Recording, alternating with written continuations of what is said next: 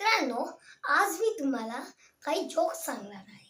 तर असंच नाही का, मी शाळेत जात होतो. तर मी शाळेत आलो, तर सरांनी मला विचारलं की तू लेट का आलास. तर सरांनी मी सांगितलं तिथे एक बोर्ड होता की पुढे स्कूल आहे, हळूहळू चला. मी हळूहळू चाललो.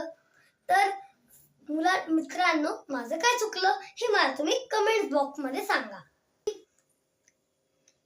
सरांनी मला विचारलं अमेरिका कुठे आहे, तर मला काही उत्तर येत नव्हतं.